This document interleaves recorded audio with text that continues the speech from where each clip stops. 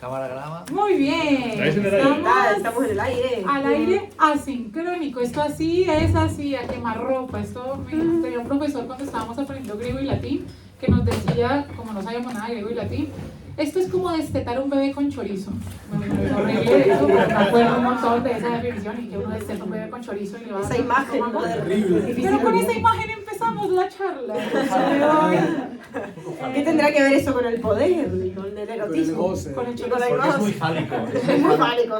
Ya empezamos con esa. Una imagen fálica. ¿Quién más vulnerable y sometido que un bebé con su madre?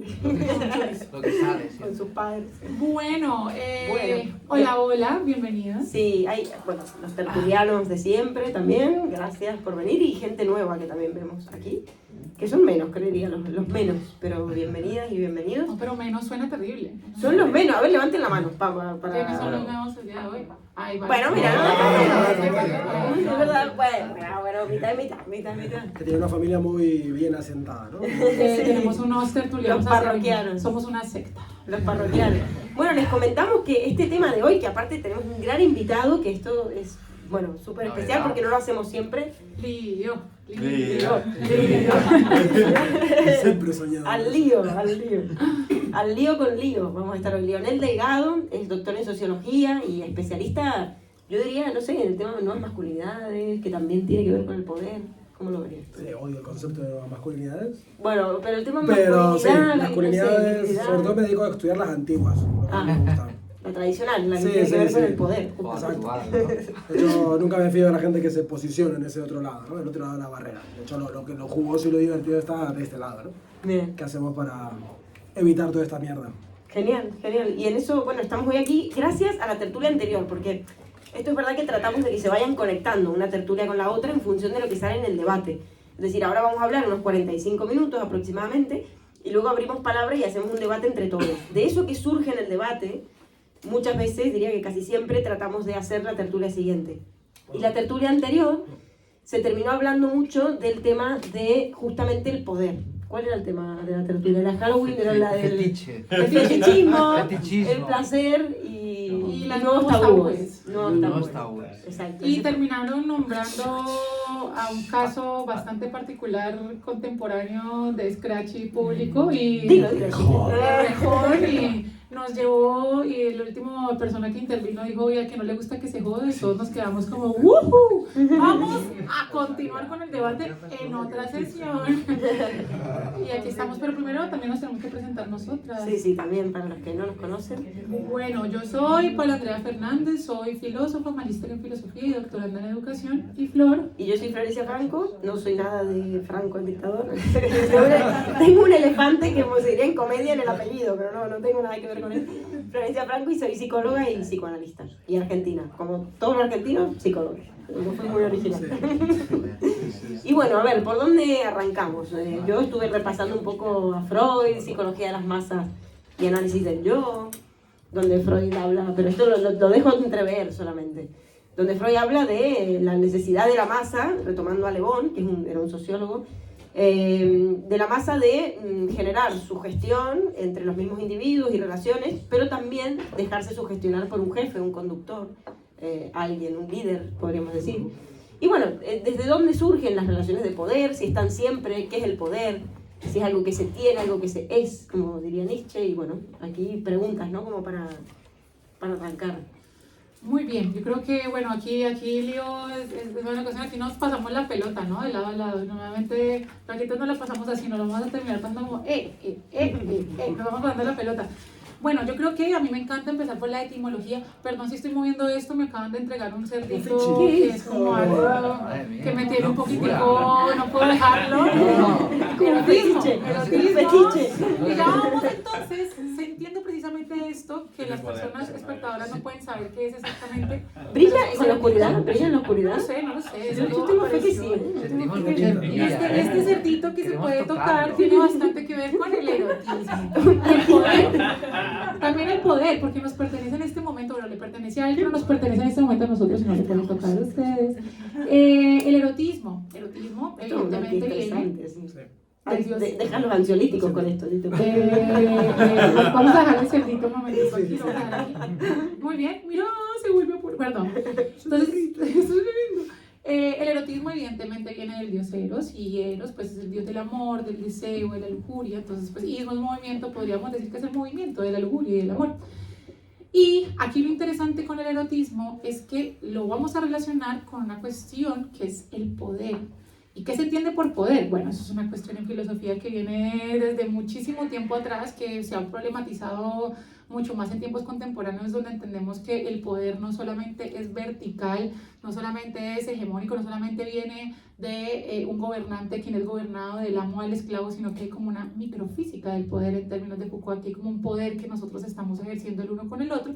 Pero cuando hablamos de erótica del poder, se suele relacionar con las dinámicas de poder precisamente que existen como en el deseo, ¿sí? Con esas dinámicas de poder que se establecen en relaciones de, también de cierta estratificación, de cierto desnivel, de cierta relación con un otro que puede llegar a tener una dominación sobre mí. ¿Qué opinamos de las eróticas del poder? Repite. ¿Qué pensamos de las eróticas del poder? Yo no estoy aquí me hablo de cosas, pero Esto no es sé que es qué curioso, ¿no? Como filósofo también... Él también es filósofo de formación, ¿no? Sí, soy doctor en sociología, pero... Es graduado en filósofo de filosofía. formación. Escapé de la filosofía para meterme en sitios más... Menos capitalistas, ¿no? Y más prácticos, no sé, para meterme un poquito en política.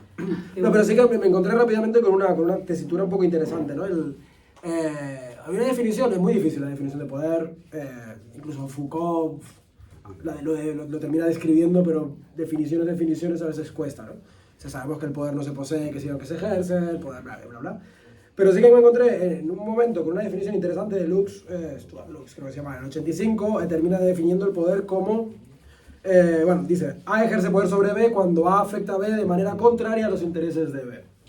Y esto de los intereses, como persona que practica pues, erotismos disidentes y no normativos, termina complicando la cuestión, ¿no? El BDSM tiene poder cuando B, los intereses de B, pues corresponden con ser dominado y tal. O sea, creo que hablar de deseo político, cuando me lanzaste este problema, era una aliada, empecé a remover un montón de apuntes y tal, y no sé muy bien si queréis hablar de política o de erotismos y... Yo diría Porque hay que ir bordeando las dos, hay que ir Porque bordeando también hablamos de voluntad y poder. La idea es ver cuál sería un poco el vínculo y cuáles serían las disparidades, ¿no? Claro, yo me estoy preparando cosas sobre Trump, estoy enganchadísimo. Sí, Bueno, sí, no, la imagen, el escenario, la gente está esperando un poquito también de eso. Y el mejor y tal. Exacto, es que Pero- hay que meternos ahí. Eres libre. Hay que Exacto, meternos ahí. no vamos a hablar de BDSM. No, sí, también. Lo que quieran meter en poder, Lo que quieras, lo eres que libre. quieran. Esto es fluido, es una jam de conversación. Ya que ibas a decir la etimología, no sé si has dicho la de poder, pero la etimología de poder es possum, potes, que significa ser capaz, tener fuerza, fuerza para algo, ser potente, para lograr un dominio o posesión. Esa sería como la etimología. Tener influencia, possum, también.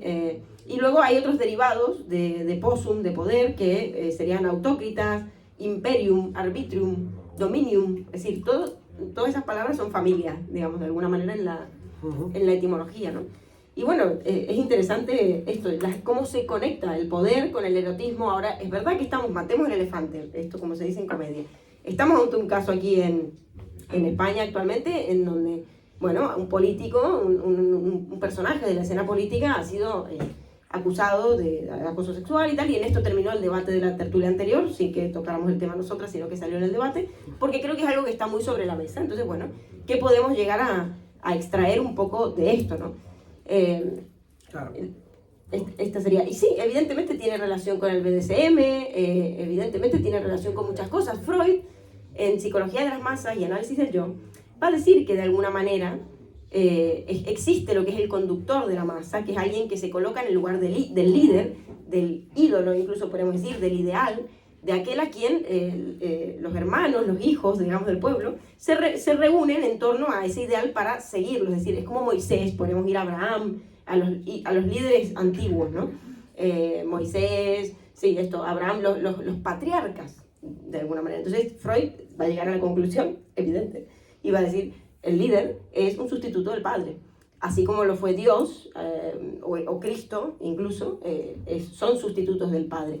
¿Qué pasa y qué paradoja tenemos aquí con el padre? Y aquí es donde para mí se juntan poder y erotismo. Que el padre tiene presente una ambivalencia. ¿Cuál es la ambivalencia? Que a la vez que protege, es garante, guía, orienta y tal, a la vez también es una figura amenazante. Es decir, que en esta figura del padre, del líder, del guía, que hoy obviamente pueden ser mujeres, eso no está claro, eso está claro, bueno, no está tan claro, pero está claro. En esa figura de líder o de poder, se podría decir, sobre los demás, se reúnen tanto amor como temor. Me parece que ahí hay a veces una conjunción interesante. Sí, aquí hay unas dinámicas de poder que esto, y aquí lo planteó también Lío, hay un filósofo bastante conocido que es Michel Foucault, que habla del poder y habla del poder precisamente dentro de la historia de la sexualidad. Tiene 4 tomos que se llaman La historia de la sexualidad, que habla de cómo el poder se empieza a materializar en las dinámicas de la sexualidad, que va desde el ámbito, se supone que privado, pero de alguna manera al exponerse lo privado al escenario del escrutinio de un otro, por ejemplo, de la religión, cuando nosotros vamos y nos confesamos ante un sacerdote sobre nuestros pecados, pues de alguna manera hay un dominio no solamente de nuestra sexualidad, sino también de la corporalidad.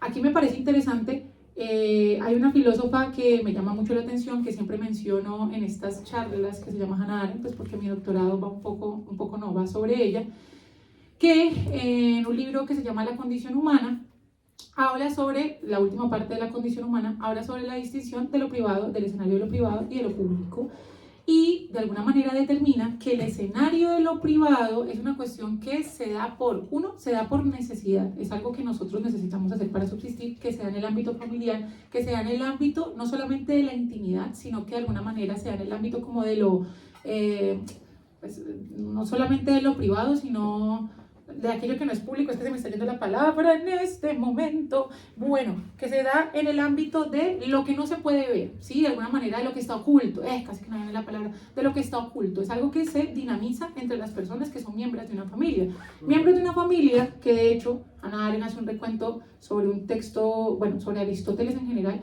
pero sobre un texto en particular que es La Política, donde Aristóteles determinaba que las familias se conformaban por un pater, y a eso voy, por un pater y por lo que él dominaba dentro del ámbito privado, que era su mujer, que era lo mismo que un esclavo, y lo mismo que sus hijos. Y a la larga él dominaba sobre ese escenario. Cuando salía a lo público era porque ya no había dominación, cuando se salía de lo privado a lo público era porque ya no había dominación, sino que ya estaba la libertad de la relación plural entre varias partes. ¿Y quién podía salir a ese lugar? Pues el pater, evidentemente quien tenía la figura de poder. En esta distinción, de alguna forma, nos damos cuenta que lo privado es el lugar en donde se ejerce un poder sobre un otro, mientras que en lo público se supone que sea un lugar en donde la pluralidad puede tener un lugar, donde no hay esas dinámicas, se supone, de dominación como vertical de un uno sobre un otro, sino que todos podemos relacionarnos y de alguna manera como dinamizar el poder. Esto, volviendo un poquitico a Foucault también, Foucault se da cuenta que el poder, a diferencia de lo que nosotros pensábamos desde siempre, no solamente era como gubernamental o no solamente era del amo y el esclavo, como podría decir Hegel en la fenomenología del espíritu, o sea, como de alguien que domina y alguien que es dominado, sino que además nosotros en todo tipo de contexto, en este momento, por ejemplo, hay una microfísica del poder, hay unas dinámicas de poder que se establecen en tanto hay alguien dominante y dominado, pero que de alguna manera puede ir y venir, que está vivo. Y aquí pensemos en la cuestión del erotismo. El erotismo siempre se piensa, si pensamos en el erotismo, no es necesariamente la sexualidad como reproductiva, como la sexualidad como la necesidad de perpetuar la especie, sino el lugar donde se da como el juego de la sensualidad. Y en ese juego de la sensualidad hay unas dinámicas de poder que, si las vemos desde un lugar de esta distinción arendtiana de lo privado y lo público, y que también es aristotélica, se puede pensar que está en el ámbito de lo privado. Pero el erotismo, ¿será que excede el lugar de lo privado? ¿Será que en las dinámicas de poder gubernamental, político, puede haber unas dinámicas de erotismo, de poder? de unas dinámicas donde el poder también se extrapola y sale al ámbito de lo público? Yo creo que sí, porque, por ejemplo, ¿qué pasó en este momento? Estoy tocando muchos temas, yo sé, pero ¿qué pasó en este momento en Estados Unidos? En Estados Unidos tuvimos un reencauche de un personaje con la que yo decía, por Dios bendito, ¿cuánto tiempo pasaste adentro de una cámara para bronceado? Aparte tienes el pelo rosado en este punto, que es Donald Trump. Sí, Donald Trump es un personaje que, aparte de tener una denuncia por violación, que fue realmente efectiva, con una periodista que, a ver, ganó. Y tiene varias causas que penales. tiene o sea, como no es solamente 840 una. y tantas causas penales, que lo vetaron un tiempo de Twitter, aunque bueno, a la larga Elon Musk hizo campaña para él, prácticamente no, directamente, pero ganó sobre otra persona, otro personaje que encarnaba el otro, ¿sí? Que encarnaba lo que no ha tenido poder hegemónicamente a lo largo de la historia, una mujer. Yo sé que pareciera que esto no tiene que ver, pero tiene todo que ver, y no tanto por ser, aunque también, una mujer y un hombre, sino por las dinámicas de poder que han sido hegemónicamente establecidas en relación a quién es el pater, quién es quien domina y quién es el dominado. Wow. Respira. Así suelo ser cuando hablo, ellos ya me conocen. Saltaste muchos temas súper interesantes, ¿no? Sé que claro, en la cuestión de género, la cuestión de poder está fundamental, ¿no? Y creo que la cuestión de la política se termina trazando muchísimo, sobre todo últimamente cuando vivimos una época tan hipervisible de la política, ¿no? Creo que el espectáculo de la política. Exacto, la espectacularización de al final de la segunda mitad del siglo XX y sobre todo actualmente, ya no es posible pensar una política que no pase por la imagen, ¿no? Y evidentemente la imagen comunica, y en ese sentido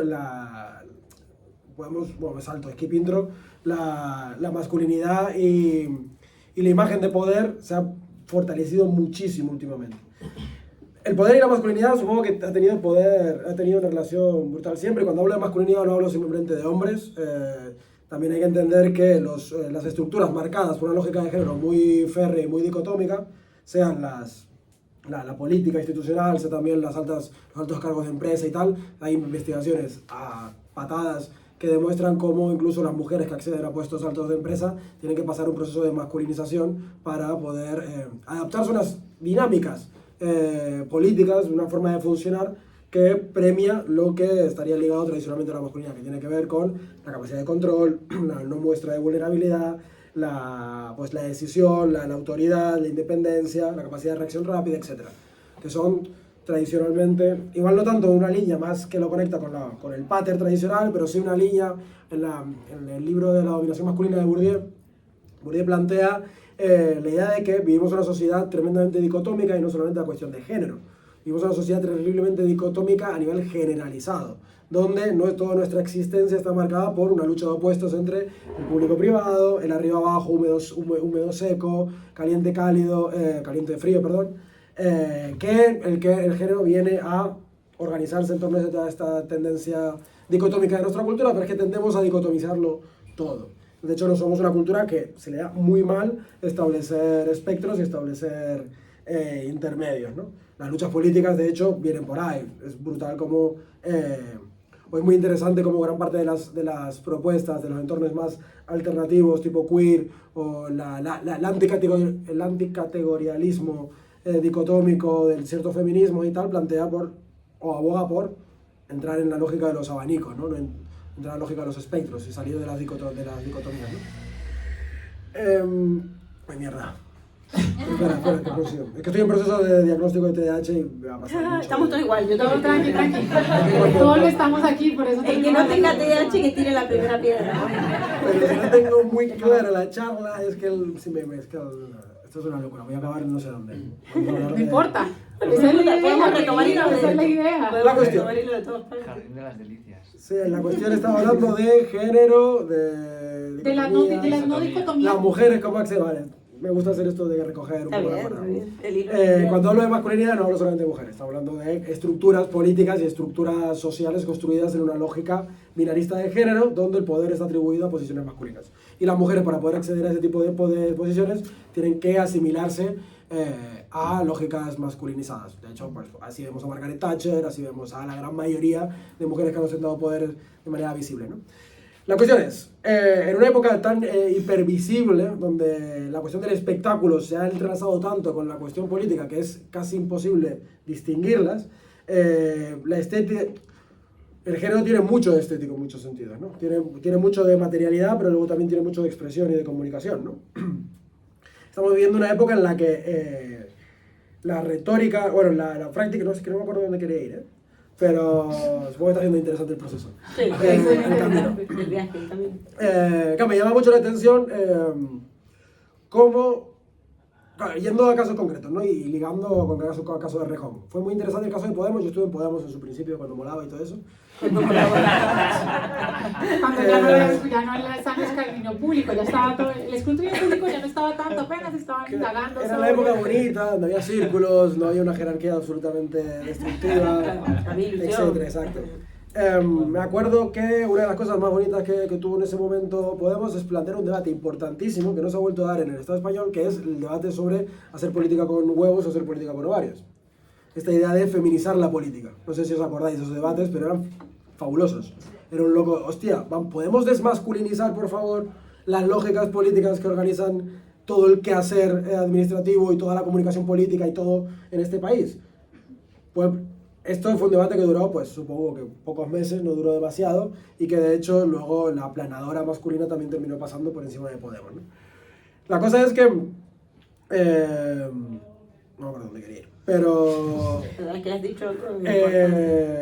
Claro, este debate planteaba una cuestión importantísima, ¿no? Podemos hacer política de otro... Si nos preguntamos si podemos hacer política de otro punto de vista, es que actualmente estamos haciendo política de una lógica masculina brutal. En ese sentido es inevitablemente atravesar la política de poder, pero encima de un poder ligado muchísimo a la autoridad y no un poder permeable de diálogo, ¿no? De hecho, los últimos años ha sido el entierro definitivo de estas nuevas políticas que venían dándose, ¿no? Y de hecho es muy... Esto va a estar colgado, ¿no?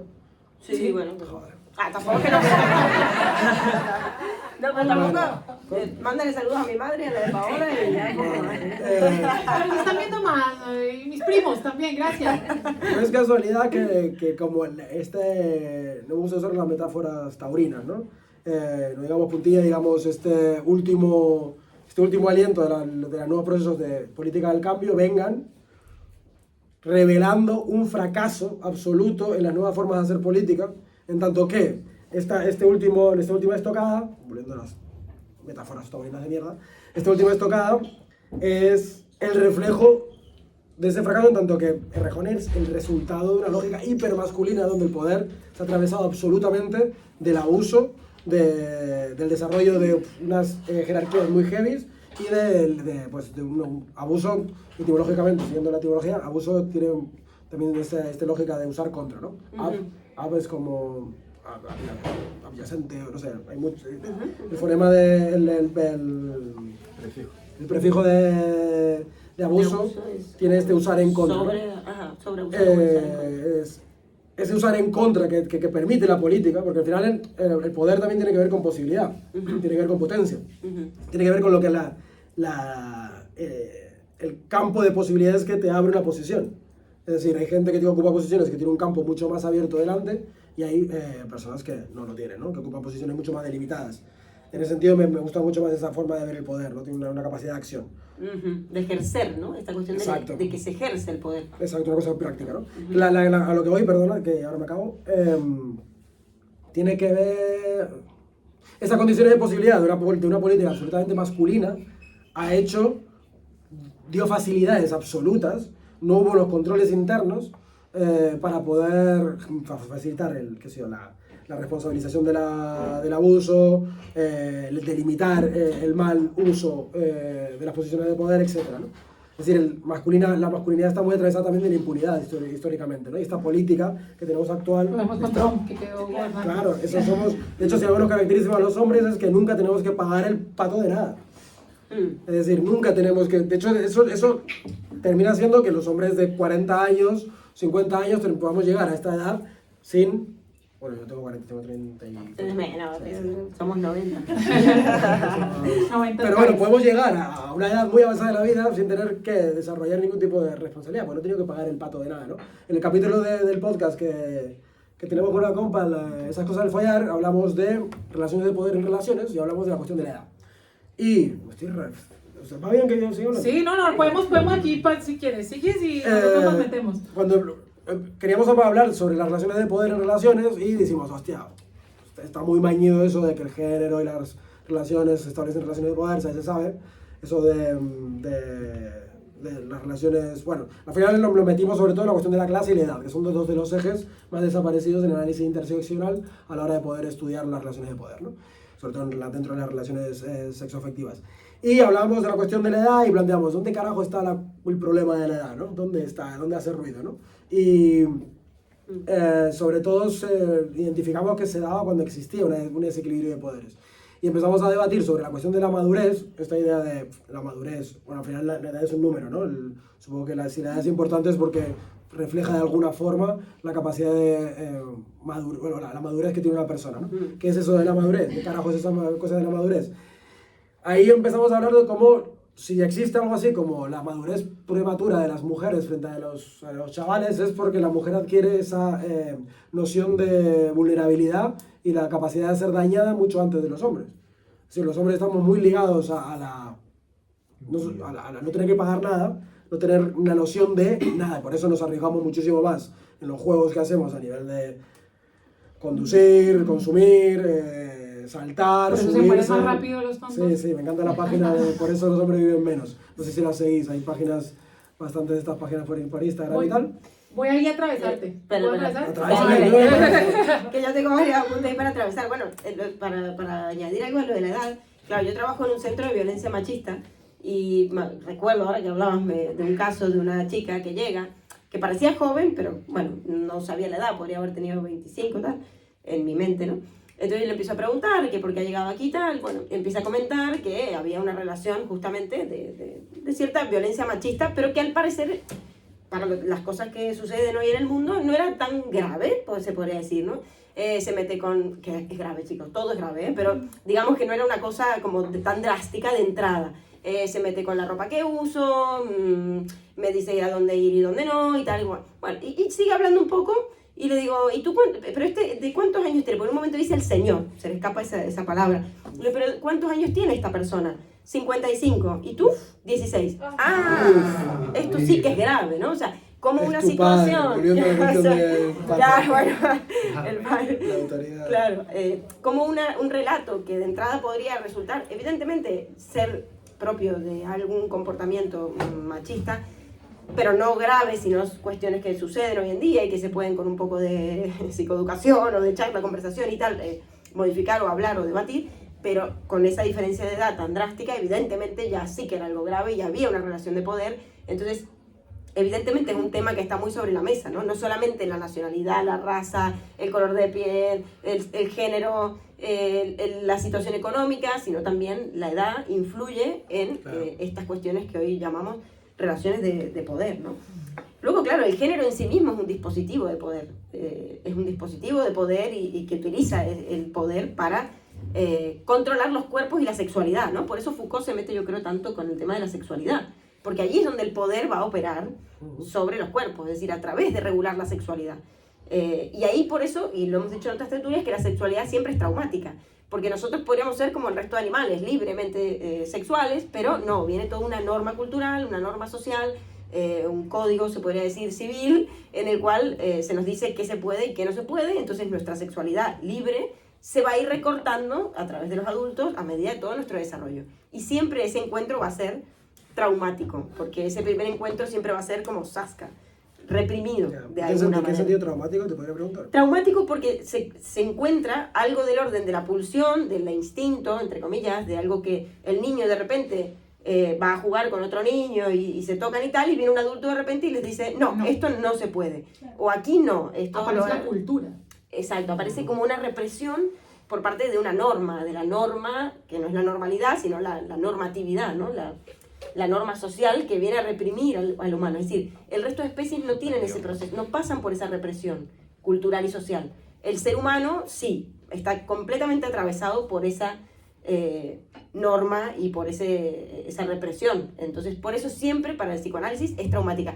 Película que representa muy bien este tema es Criatura, que se ha hecho hace poco aquí, desde aquí, una película aquí, Elena Martín, si no me equivoco, es la directora, y es muy guay, representa un poco esta escena, una niña que al parecer nos da la sensación al principio que algo le ha pasado, que la han violado, que la han abusado, que le han hecho algo, y en realidad no, pues ha sido una sexualidad infantil normal, se podría decir, pero no por ello no traumática o menos traumática. Entonces, esta cuestión del poder está siempre allí. Ahora, a mí estuve repasando a Nietzsche, ¿no?, en La voluntad de poder, antes de ir a Freud y cerrar un poco con eso de Freud después. Pero Nietzsche me interesa mucho la voluntad de poder porque lo conecto con lo que decía Lío. Nietzsche dice que el ser humano no es que tiene voluntad de poder, sino que es voluntad de poder, ¿no? Y que todo lo que podamos querer llegar a ser y seamos siempre será voluntad de poder. Y que el mundo es voluntad de poder y nada más, llega a decir de esa manera, ¿no? Es decir, todo es voluntad de poder, pero voluntad de poder no de ejercer un poder sobre otro y un abuso sobre otro, sino él lo lleva por el lado del, bueno, el hombre fuerte o la mujer, podríamos decir ahora. Nietzsche era medio misógino, así que no hablaba de la mujer. La mujer a la cocina. En el Zaratustra tiene un capítulo que habla de las mujeres y dice explícitamente: no te olvides de llevar un palo cuando te encuentras con una mujer. Así que, bueno. Una metáfora. Sí, no metáfora, no. Literal. Las mujeres a la cocina, esas cosas Nietzsche las dice. Yo trato de tomármelo como un poco comediante, pero bueno, seguramente, no sé, lo decían quizás un Si poco quitáramos a los misóginos de la filosofía, nos quedaremos en academia. Claro, hay que rescatar, exacto, y Freud también, y Lacan seguramente también. Hay que tratar de rescatar lo que Sócrates, lo que se pueda, tratar de rescatar lo que decía Lacan. Y aquí, todos, no queda el títere ahí con cabeza, es decir, lo que decía Lacan. Spinoza creo que también. Spinoza también. Bueno, no sé. Lacan decía, hay que hacer uso del padre, pero pasar de él. Esto, y sigue siendo aplicable en todas nuestras vidas cotidianas. Claro, aquí es donde retomamos el tema del padre, ¿no? O sea, se necesita un referente, o las sociedades dan muestra de que se han agrupado, esto en muchos países, en muchas culturas, en torno a la figura de un líder, ¿no? Claro, lo que va a decir Freud es que este líder es el sustituto del padre, que le brinda al niño esa sensación de protección, de que hay alguien que sabe a dónde ir, de que hay alguien que va a saber qué queremos, qué tal. Entonces, de alguna manera, y Le Bon creo que lo va a decir antes incluso de Freud, hay una especie de, sí, hay voluntad de poder y de dominación, pero también hay voluntad de sometimiento, porque evidentemente es más cómodo, o a veces incluso, bueno, digamos que nos requiere menos esfuerzo, dejarnos llevar por alguien que viene a decirnos qué hacer. Cuando vino Moisés y dijo al pueblo: yo los llevaré a la tierra prometida, y ahí me encanta porque es como el paradigma del líder político, ¿no? Alguien que promete algo, que construye algo. Ahí Nietzsche esto lo asocia con la voluntad creadora. Es un político. Es un político, claro, y aquí la política. El político promete y también inventa en ese prometer probablemente, ¿no? Hoy en día yo diría que estamos más, como decía Lío, en una mera imagen de la política, en un espectáculo de la política. Sí, lo de Trump a mí me chocó, pero a la vez después yo me digo a mí misma, ¿pero qué te extraña? Si al final es el mejor representante del yanqui, perdón por decirlo así, pero... Sí, es Estados Unidos materializado. Claro, del neoliberal, hasta ni siquiera, parece hasta que tiene conservantes en la piel, no sé, como una cosa así como de color. Se pasó como de jugo en tan... la cámara de, no sé, mucho, demasiado.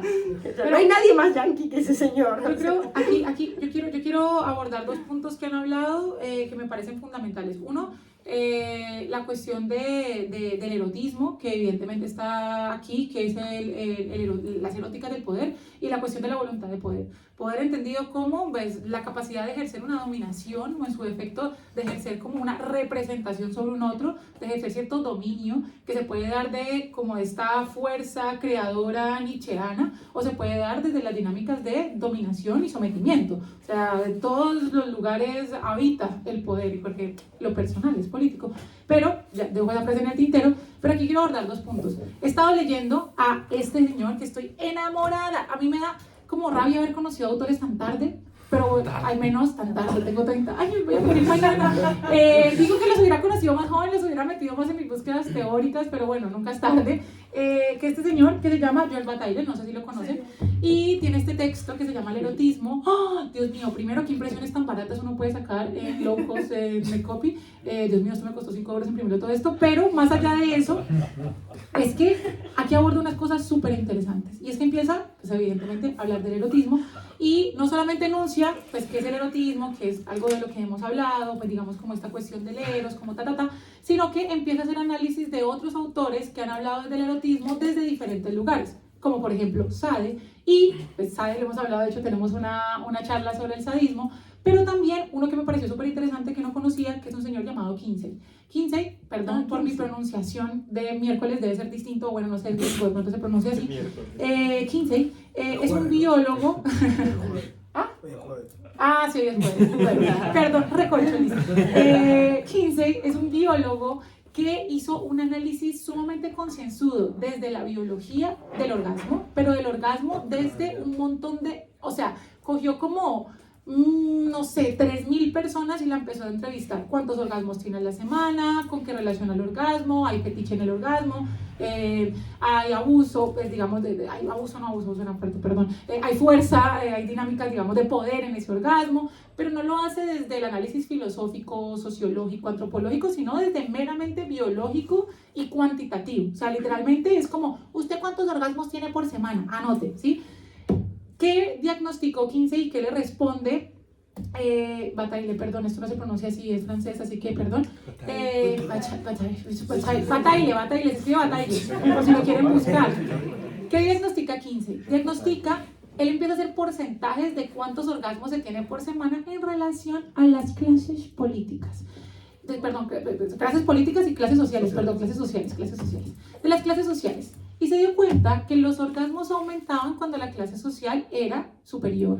Entonces, empezaba, aquí está, por eso, después aquí le dice Bataille y ya voy a que va, espérense que lo dejo aquí. Es que está muy chévere este texto. Entonces, primero se dio cuenta que, digamos, el porcentaje, de hecho aquí hay porcentajes literalmente de... Pero bueno, hay que ver la muestra y tanto. Sí, entonces, le compramos. 15 está un poco cuestionado. Primero, los que menos tienen cantidad de orgasmos son los religiosos. Entonces tienen 7.4% en relación a los otros, pero ahorita va a diagnosticar después Bataille porque. Espérense, déjenme desarrollar la idea. ¿Pero estamos hablando solo de hombres? No, estamos hablando solo de hombres, desafortunadamente. Estamos hablando de hombres. Perdón, sí, a ver, estamos acá hablando en este caso, perdón, de hombres. En esa época no existía el orgasmo femenino. No, porque incluso A ver, este es el que es como puedes tener polvo sin orgasmos también. Pero bueno, entonces, espérense, señores dispersos, déjenme combinar la idea. Entonces se dio cuenta que los peones, por ejemplo, tenían menos cantidad de orgasmos, luego avanzaban, no sé qué, hasta llegar a los de cuello blanco que tenían una cantidad de orgasmos más alta, pero se dio cuenta que estos, en relación a los que no solamente de cuello blanco, digamos como que tenían un poder económico adquisitivo, sino los dueños de propiedades, los que realmente tenían poder, ese porcentaje aumentaba como un 6-7%. Lo que se dio cuenta entonces es que el erotismo está relacionado con el trabajo. ¿Por qué? Y aquí vamos a una cuestión muy interesante. El trabajo es, y esto lo ha hablado desde Aristóteles al hacer una diferenciación entre praxis y poiesis, paréntesis, que esto lo habla Arendt. Poiesis es la capacidad que nosotros tenemos de hacer para hacer cosas, para obtener cierto beneficio, no sé, comer, obtener techo, pero el trabajo es la capacidad de modificar nuestro entorno también. O sea, el trabajo, la praxis, tiene un fin en sí mismo, y es el trabajo, diga Aristóteles, mientras que la poiesis tiene un fin para otra cosa, para conseguir recursos, para sobrevivir y demás. Marx también hablaba que el trabajo nos definía ontológicamente, o sea, esto en palabras cristianas es como seres, o sea, nos define realmente porque nosotros en el trabajo tenemos la capacidad de modificar nuestro entorno en pro de nuestro beneficio. Y Arendt, por ejemplo, habla del trabajo como uno de los pasos para llegar a la acción, que en la acción es donde realmente está lo plural, donde realmente nos encontramos con nosotros. Pero aquí... O sea, eso conecta, sí. Conecta la poiesis con la poesía, ¿sabes? Que, sí. Pues la poesía está derivada también de poiesis. De hecho, el poema es el participio, el resultado, el residuo de la actividad de la poiesis. Porque la poesía no tiene sentido en sí misma, sino en la trascendencia y bueno, lo que supongo lo que será. En algo más allá de ella misma. Sí. Hombre, ya está, cierro paréntesis. Sí. No es un fin en sí misma, sino para representar también. Y entonces, lo que se da cuenta para sintetizar, porque me voy por la tangente con este señor, primero con el biólogo y luego lo que le responde Bataille, es que nosotros con el trabajo, de alguna forma, tenemos que primero uno, tener una conciencia del objeto, pero de alguna manera democratizar y gobernar, sobre todo, más que democratizar, gobernar nuestras propias pasiones, gobernar nuestros impulsos, gobernar también hasta nuestras aberraciones. O sea, tenemos que detenerlas un momento porque la energía pulsional, lo dirá mejor el psicoanálisis, pues no puede enfocarse en todo. A ver, si yo estoy trabajando toda la semana y estoy hasta aquí de trabajo, de follar, no tengo ganas, probablemente, porque estoy cansada, evidentemente, y mi energía pulsional fue a trabajar directamente. Ahora bien, entonces, ¿qué se da cuenta Bataille?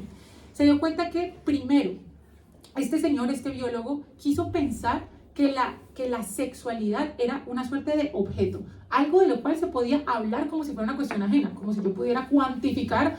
Con cuantificar los orgasmos me doy cuenta de cómo es la sexualidad. Y pues cuantificar los orgasmos no nos da cuenta de una cuestión que excede, y sobre todo que el erotismo no es solamente sexualidad y no es, sobre todo, está completamente desligada del carácter reproductivo. O sea, es una cuestión que lo excede. Y entonces, por un lado, pues esto, digamos, le discute Bataille. Pero lo que se da cuenta también es que para el erotismo se necesita cierto grado de desprendimiento de la conciencia, cierto grado ¿por qué? Porque cuando nosotros trabajamos somos conscientes del objeto por el cual estamos trabajando y el objeto, o de cómo modificamos nuestro entorno en pro de nuestro beneficio. O sea, yo creo que todos trabajamos, bueno, si trabajamos en aquello que nos gusta, pues todo bien, pero trabajamos por plata. O sea, hay un objeto al cual nos dirigimos y por eso estamos poniendo nuestra fuerza de trabajo para el capitalista y pues para poder obtener bienes y servicios. Pero entonces lo que se da cuenta Bataille es que para el erotismo, de alguna forma, y se dio cuenta por no se dio cuenta, no, o sea, está respondiéndole a este biólogo en ese salto que tienen los que trabajan mucho, los que trabajan un poquito menos porque tienen más dinero, y los que de plano no trabajan casi nada, trabajar como entendemos, como intercambiar nuestra vida por papel moneda, porque pues son dueños de medios de producción, porque de alguna forma tienen cierto silencio, tienen cierto tiempo, tienen también en el erotismo la no conciencia de obtener un objeto. De alguna forma hay, y aquí lo plantea él, como una cierta liberación en esa no conciencia de, y ahí es donde él ubica el erotismo, en esa no conciencia. Entonces, no sé qué, pero eso es interesante. No sé, yo me niego a pensar que solo las clases dominantes puedan experimentar la sexualidad de una manera asidua y tal. Entiendo que sí, que el trabajo viene a quitar tiempo o a ocuparnos de otra cosa. Solo habían otros que tenían mucho más, que eran el AMPA. No sé si ustedes saben qué es el AMPA, más o menos. Sí, yo lo he experimentado. Pero el AMPA, ese engaño, bueno, pero también estaba relacionado en Estados Unidos como con esos grupos delictivos, pero también como, digamos, con esa como liberación como con aquellos que no tienen como estos parámetros morales establecidos, determinados, predefinidos. Ahí había un salto, un salto cuantitativo gigante en la cantidad de orgasmos. Cierro paréntesis. Bueno, si podemos ir a Sade, por ejemplo, o a Masoj, y es verdad que eran de clases muy altas, y en estos casos, bueno, había una sexualidad libertina, como decían ellos mismos, ¿no? Muy libre, donde habían orgías, se acostaban con menores, incluso no hacía falta el consentimiento, y aquí entramos en la cuestión del poder, y entonces nos metemos en el hueso.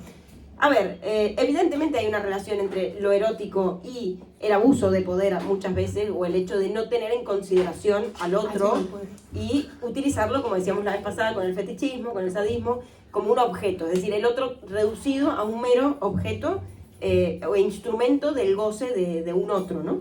Y ahí es donde entran incluso en contraposición, es decir, hay una erótica, yo diría más bien un goce. Porque si hablamos de Eros tiene que ver más con Eros, el dios del amor, ¿no? Y el amor es todo lo contrario a lo erótico en ese sentido. O sea, el Eros es todo lo contrario al poder. Es decir, Eros es dejar ser, es no ejercer un poder sobre otro. Es decir, en ese sentido quedarían en contraposición, ¿no? Pero sí que hay una erótica, Freud lo dice mejor en Psicología de los Mases y Análisis del Yo, un enamoramiento, un embelesamiento, una fascinación por el poder. Esto es lo que sucede tanto en las figuras de poder por la masa como en las mismas relaciones de poder. O sea, el poder produce fascinación. Porque de alguna manera es lo que decíamos con los políticos, bueno, hay una promesa, hay una ilusión, hay un hacer de padre, pero en el sentido de te protejo, te guío, te oriento. Te Es decir, represento. pero es pero es una ilusión, no es amor. O sea, esto no tiene nada que ver con el amor. Es más bien una cuestión de enamoramiento o hipnosis, incluso llega a decir Freud, porque el capítulo se llama enamoramiento e hipnosis. Es como ir bajo hechizo, quedar paralizado por este objeto que brilla, por este ser que brilla, que tiene poder, que tiene todo lo que yo quiero tener y que me va a llevar a donde me ha dicho que es genial, y yo quedo como un niño en Disneylandia y me dejo llevar un poco por esto, o el que utiliza evidentemente toda esta pantomima y todo este Disneylandia para influir sobre un otro o llevarlo al otro a donde quiere estar, que es como Platón define en la República a la política, la persuasión, que es muy diferente a la mayéutica, que era lo que hacía Sócrates, que es como, bueno, pensemos entre todos, a ver, la política es persuadir, y Maquiavelo lo dice, a los políticos no, ser amados y temidos, es decir, y a través de ese amor Ser temidos y no amados. y amados a la vez, ¿no? Pero también temidos, que es como el Dios del Antiguo Testamento, que se reúne en esa dualidad. Claro. Es como a través de ese influjo, evidentemente se puede como inducir al otro a algo, a una acción que uno quiere. Entonces, bueno, apuntamos que vivimos una época muy poco erótica y muy tanática, en cierta medida. Que esto precisamente nos conecta otra vez con la cuestión de la política, ¿no? Y la cuestión del poder. Si algo conecta el poder es con Tánatos, con la capacidad de destrucción, con la capacidad de dominación y la capacidad de deshacer al otro y a lo que tengo delante, ¿no? Sí. Y no solamente es aquí, o sea, se está hablando constantemente de esta deriva tanática de la política, ¿no? Y precisamente son Milei, Trump, Bolsonaro los que están constantemente conectados, ¿no? Con esta pulsión de Tánatos. Y de hecho por un goce del Tánatos, ¿no? Ahora estoy terminando el libro de mi amiga Alicia Valdés, que me sacó el libro de Política del Malestar, que precisamente en la última parte termina hablando de los neofascismos y la política del goce. Cómo está muy conectado esta retórica disfrutona del destruir que plantea, por ejemplo, Milei a nivel retórico, o este disfrute del daño y de la venganza que plantea Trump en su política, ¿no? Es fundamental que lo ata, y es muy importante lo que decías para poder desconectar esta cuestión del goce del eros, es decir, no están creando nada, no hay una lógica del amor y de la creación, ¿no? No hay una erótica del poder en ese sentido, por lo menos no en este caso, sino que hay una tanática del poder, ¿no? Y claro, es que vivimos una época en la que desconectados de esta erótica terminamos alimentando otro tipo de dimensiones como son la del resentimiento, ¿no? Por ejemplo, aquí estaba rehojeando hoy el libro de Hughes, de la vida emocional del populismo, y hablaba de la cuestión del resentimiento, y el resentimiento, claro, es uno de los leitmotiv fundamentales de nuestra época. De un resentimiento desbocado, absolutamente, ¿no? Porque incluso Nietzsche y Kierkegaard ya hablaban del resentimiento como una dimensión propia incluso de la democracia. El resentimiento es una pulsión de la nivelación, decía Nietzsche, en tanto que genera un odio y un conflicto que apunta hacia los que destacan y desnivelan la cuestión social, y por lo tanto podría llegar a ser democrático, entonces, en tanto que nos obliga a apuntar el resentimiento hacia el que cancela un poco la igualdad, ¿no? Claro, el problema está, plantea Hughes, que este resentimiento actualmente está absolutamente dirigido. Está muy dirigido porque se ha mezclado con una lógica capitalista muy profunda, donde abunda la competición y la comparación. Vivimos una época hiperexpuesta, hipervisual, donde el éxito, y ahora volviendo a la cuestión de la masculinidad, el éxito es un valor fundamental de la relevancia política, y por eso de repente el jefe político, como son Milei, Trump, Bolsonaro, tiene que además plantearse como una persona exitosa económicamente, exitosa sexualmente, exitosa, es una persona que al que las mujeres desean y al que los hombres envidian, ¿no? Ahí de repente hay una especie, ahí sí que hay una especie de estetización del poder, ¿no? Una estetización viril, una virilidad del poder. Puñados. Sí, estamos constantemente comunicando esta cuestión de la sexualidad de manera muy fuerte, ¿no? Claro, sin embargo, como el resentimiento, que en principio debería ser una pulsión que nivela y nos debería apuntar, o nos debería llevar a apuntar a esta panda de energúmenos de mierda que están destrozando lo poco que hay de sistema democrático en gran parte del mundo, ¿cómo carajo pueden estar alimentándose el resentimiento para además apuntarlo hacia poblaciones que son históricas y material, simbólicamente perseguidas desde siempre y que siempre han estado absolutamente en la mierda, ¿no? Es decir, ¿qué retóricas, qué giros retóricos ha hecho para que de repente el resentimiento, que es lo que alimenta esta pulsión tan ática a nivel político, termine siendo dirigida hacia los de abajo y no hacia los de arriba, cuando originariamente el resentimiento era una cuestión de apuntar hacia arriba, ¿no? Claro, Ius, Amador Fernández Sabater y varios más, Rinnisek, o así, no sé cómo se llama, tiene un nombre raro, un pensador argentino, estos con el nombre de apellidos alemanes que son impronunciables, terminaba hablando de la tendencia que lo importante que es para nuestra cultura, sobre todo la cultura política, la cuestión del victimismo. Y ahí me conectaba y todo esto tenía sentido, ¿eh? Todo esto me conectaba a la cuestión del goce. El goce del victimismo, sí, era muy interesante, pues, la cuestión del poder, la cuestión del poder, la autoridad, el deseo y tal, porque, claro, puede llegar a... Hemos llegado a un momento en el que incluso las posiciones... no, ahí se me fue la idea. ¿Estamos hablando de poder? No, no. Lo del victimismo. El victimismo. Yo, solo un inciso y ya tenemos que ir cerrando porque ya llevamos 50. Guau. Pero sí quiero hacer de poli malo y matar otro elefante. Y es el tema... Sí, voy a matar otro elefante. También para chinchar el debate. Bueno, pero para chinchar el debate. Porque el debate es la parte... En la derecha veo, ya me meto así, como chévere. Cristo, así, chivo expiatorio. En la derecha veo una obscenidad total, evidentemente, hoy por hoy. Hay una obscenidad en el sentido de que es un... bueno, Donald Trump representa esto muy bien, Bolsonaro, Milei, evidentemente, es como te digo todo esto en la cara, te lo escupo en la cara, con mi ira, mi bronca, mis cosas. Bueno, Donald Trump ni hablar, ¿no? Es rico y lo palo, así, como va con su falo por ahí, por todas partes, sin esconder nada.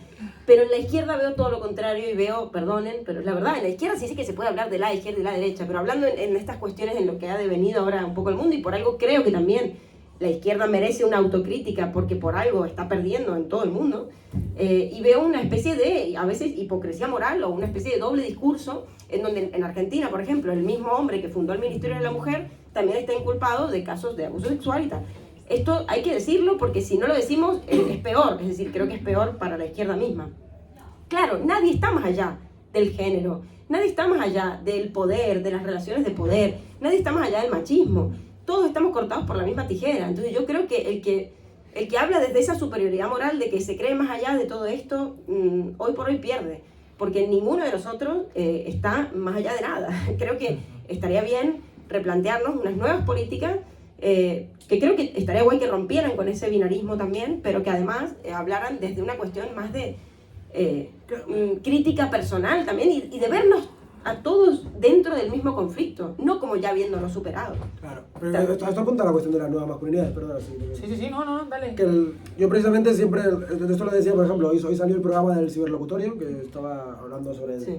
me invitaron en la última y hablé precisamente sobre Rejón, Dominique Pellicot y la movida del aliado, ¿no?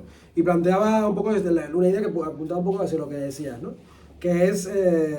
Claro, estamos en un contexto tan polarizado también a nivel de cajitas en el propio activismo que tenemos y en la cuestión del género, el feminismo y sobre todo el papel que tenemos los hombres dentro del feminismo. Se ha planteado en un binarismo tan de cajitas donde o estás fuera o estás dentro, donde no hay una posición de grises, donde otra vez desaparece el abanico, en el que yo precisamente me reivindico, ¿no? Como un sociólogo de grises, un sociólogo del Durante, y en el caso del activismo yo abogo por un proceso de masculinidades entre medio, ¿no? El gris, un activismo de grises en tanto que permita crear vasos comunicantes entre lo que somos ahora y lo que podemos llegar a ser, pero preocuparnos por el qué pasa con esto, ¿no? La cuestión del referente, por ejemplo, y tirando otra vez de etimología, creo que se ha entendido muy malamente.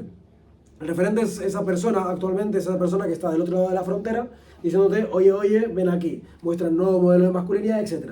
Referente, etimológicamente, viene de referro, que es el que te agarra de la mano y te acompaña en el camino. Tiene una cuestión mucho más pedagógica que de iluminación, de líder, exacto. Es una cuestión más de procesos y es una cuestión más de aprendizaje conjuntos. Mi programa de Twitch, por ejemplo, se llama Tropezares de Hombre, precisamente porque la cuestión del tropiezo creo que es fundamental y es hiper reivindicable en todo proceso de politización y de construcción de alternativas políticas, ¿no? Sin embargo, hemos tendido a una polarización hiperbinarista de cajitas opuestas, donde además o estás dentro o estás fuera, ¿no? Y cuando la cagas, en el caso del aliado, sales de la casa, de la casilla del aliado y te metes en otra casa de la masculinidad de mierda. Que esto además reproduce violencias terribles. Sí. Existe algo que se llama el activismo performativo, que precisamente es reflejo de esto. El activismo performativo es esta dinámica por la cual uno se preocupa más por la performatividad y por la máscara que se construye alrededor de nuestra acción, más que por el proceso y la propia, todo el crecimiento personal a través del activismo. Como hay una cuestión de cajitas, y si la cago me termino cayendo en la cajita contraria, me voy a preocupar y me voy a meter muchísimas energías en, de repente, o no fingir, pero preocuparme porque no se me vean las costuras o no se me vean las fracturas de la propia máscara. Y eso termina generando esta mierda de idea del aliado falso, que en realidad es un agresor. Claro, entiendo la cuestión de que la mitad de los pavos que estamos en el mundo del activismo, posiblemente que estemos con una cuestión de, bueno, ganar caché, que luego podemos hablar de cuánto de perverso hay en eso. Esta idea de, por ejemplo, es muy gracioso como hace también unos años, hace 5 o 6, un poquito más quizás, años, se viralizó mucho la imagen de los hombres feministas follamos mejor. Esta idea de... Y claro, hubo unos debates brutales de que el compromiso de los hombres en la política feminista no puede ser el ganar capital o el de repente convertirse en una persona que folla mejor, porque esto implica que hay unos intereses. Pero bueno, se puede pensar, ¿no? Pero, evidentemente, hay un problema de aliados, hay un problema de falsos aliados, hay un problema de cagadas por parte de los pavos que nos reivindicamos desde el feminismo. Pero desde luego la solución no es alimentar esta posición de cajitas, sino otra vez crear vasos comunicantes y optar por una especie de política transformadora de procesos y de responsabilización, ¿no? Cuando se habla de gestión de conflictos y de dinámicas no punitivas de la gestión de los problemas, yo reivindico mucho la triple R, ¿no? Que es la capacidad de reconocimiento, de responsabilización, reconocimiento y reparación.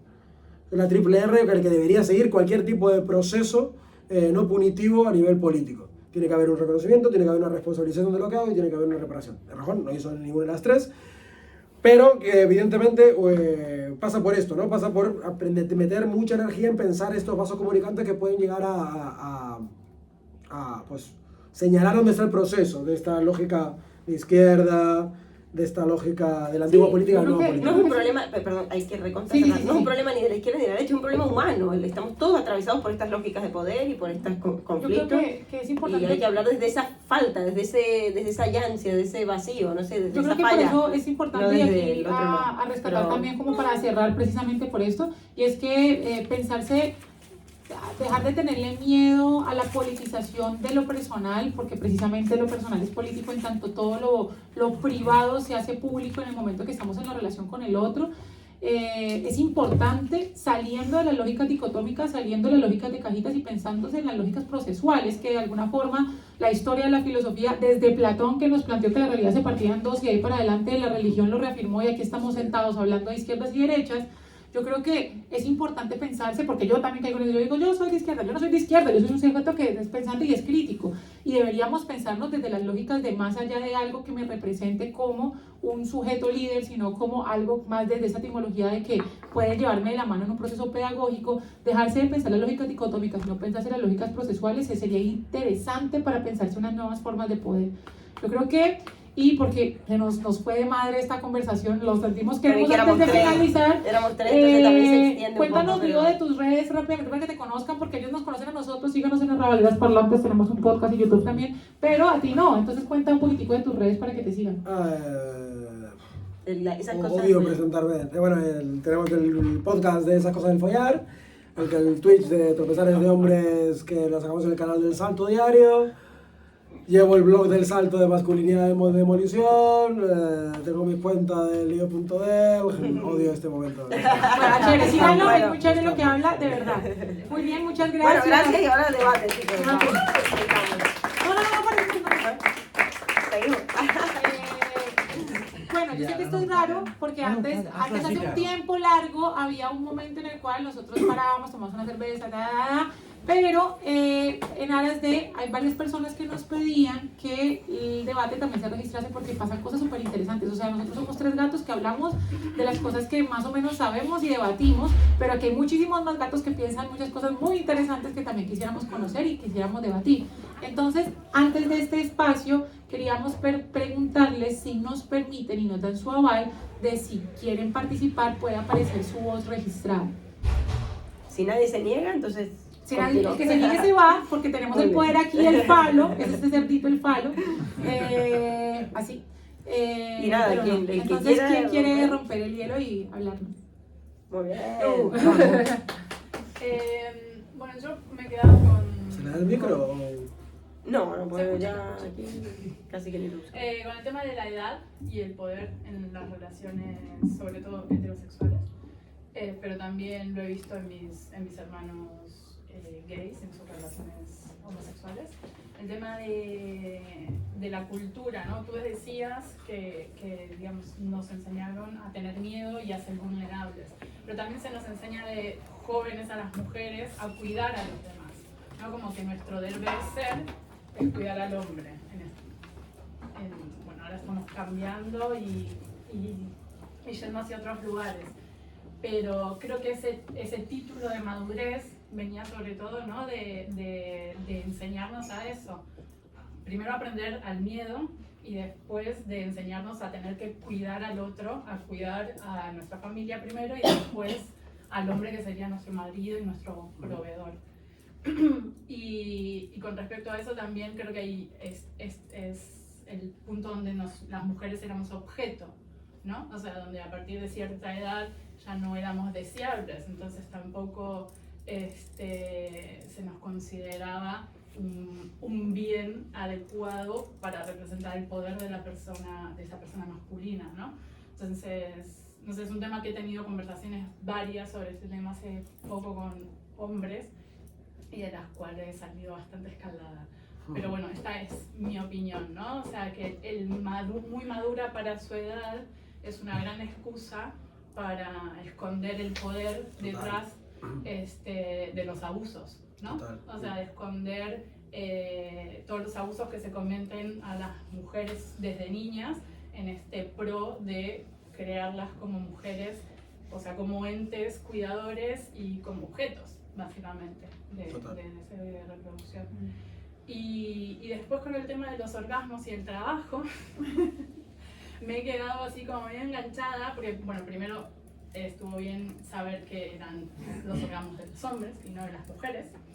Y después creo que también ahí hay una relación de poder y de abuso, ¿no? Cuanto más poder adquisitivo se suele tener, se genera una separación, una falta de empatía con el resto, cuando crees que el otro es también objeto tuyo de placer, ¿no? O sea, creo, no sé, no creo que todos sean así, pero no sé, he pensado, por ejemplo, cuando has dicho cuello blanco, he pensado en grandes hacendados, ¿no? O sea, gente con esclavas, esclavos, o sea, y traspolándolo ahora en grandes empresarios y políticos. Claro, tienen un ejercicio de poder con el cual pueden llegar hasta abusar hasta más gente o a convencer a más gente para tener sexo. Entonces también es probable que de ahí devenga la mayor cantidad de orgasmos. Pero nunca pensando en el trasero del otro, sino en el propio, siempre. Claro. No, eso. Totalmente. Sí, aquí hay dos días que quieren responder. No sé quién hizo primero, pero... No sé. Como quieran. El que quiera. A ver, vale, ella. A mí me parece que hay como una pequeña diferencia. Yo, en mi opinión, creo que antes era más como servir al hombre, más que ayudarlo, ¿no? Era más como ponerte a las rodillas de la otra persona. Creo que ahora hay un pequeño cambio. Más viviendo acá, porque en Latinoamérica es un poco más distinto, donde sí hay como un cuidado de una persona hacia otra persona, ¿no?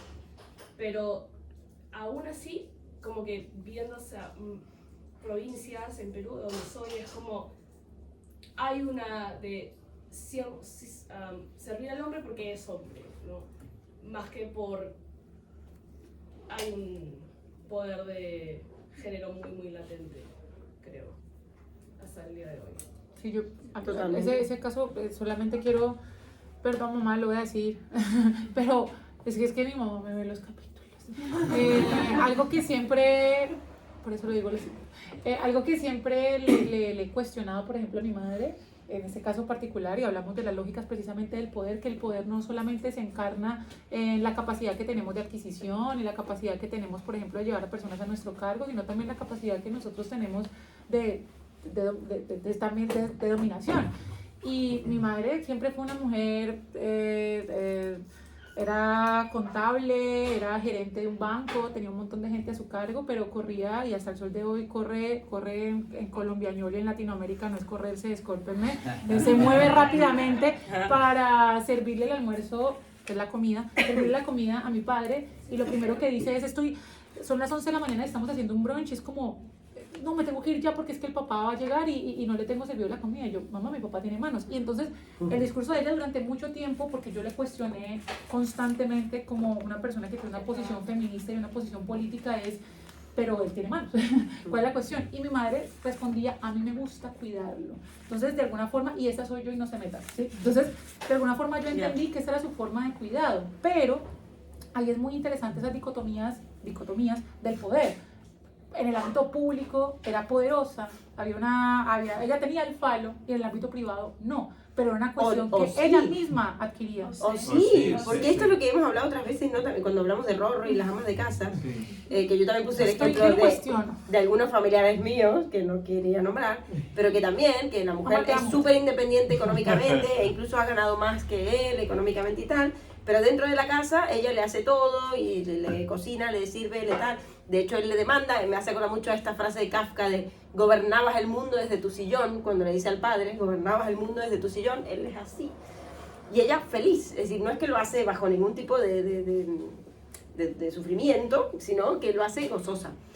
Claro, y yo muchas veces me he preguntado, si ella muere, este señor no sabe hacerse ni un té, es decir, no sobrevive, muere a los 3 días, ¿no? Claro, claro, que el esclavo se hace amo del amo. La paradoja en este sometimiento enamorado, Pero se como busca decía otra Freud. muy rápidamente. También, seguro, sí. Bueno, también, Muy es verdad. rápidamente. Pero la cuestión es que él sigue siendo un inútil. Mi papá lo ama, mi mamá. Canto ahí mucho resentimiento. No, bueno, inútil para las cosas de la casa. Claro, Que son las cosas más básicas. Una de las cosas interesantes, perdón. La felicidad, Se picó. ¿de dónde viene?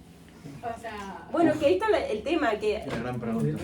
no sé quién es feliz, no sé si es feliz él, no sé si es feliz ella, ¿Qué es no lo feliz? creo que es exacto, que alguien sea feliz, pero sí que es verdad que hay un goce, tanto en el poder del esclavo, se podría decir a veces, o de este enamoramiento, este sometimiento enamorado, como decía Freud, de que muchos se someten a las órdenes de un otro, porque así también el otro les dice que quiere, Claro, y ellos no porque tienen lo que preguntarse por qué necesitan. quieren ellos. Y porque Esta lo es la cuestión necesitan también, o sea, como la necesidad de sentirse necesitado, pero de También. alguna forma eudaimonía, entendiendo como la plenitud del ser, la felicidad. Pero si yo creo que estas dinámicas hay un goce en el ser dominado en alguna forma porque el otro me Cuando necesita se en está alguna eligiendo, medida, porque de se una está manera, eligiendo. sí. ¿En qué punto hay elección? O sea, yo creo que, a ver, nosotros somos lo que hacemos de nosotros con lo que el mundo nos ha permitido, digo este señor del cual no nombré mi camiseta, este visco de aquí, que no quedó lo suficientemente visco, que es Sartre, está Simón de Beauvoir, iba a hablar de ellos, pero no lo terminé nombrando. Muy poco visco, Existencialismo No está es bien. nada, no es nada No tiene visco, visco. nada. Es que se lo mandé a hacer una amiga y le dije, no te quedó visco, y intentó correr el ojito, pero no Debería pudo. tener los Debe ojos tener bien. uno verse el otro en la nada. Pero bueno, el punto es que, para los que saben del libro, saben por qué. La cuestión es que yo creo que esas dinámicas de poder no son, o sea, nosotros somos lo que hacemos de nosotros mismos con lo que el mundo nos ha permitido. Heidegger también los decía, el Dasein llega en el absurdo de lo dado que le preexiste desde siempre, pero que está proyectado hacia lo que es. Y eso en español es que nosotros llegamos al mundo, pero en un mundo que es. Entonces yo creo y soy...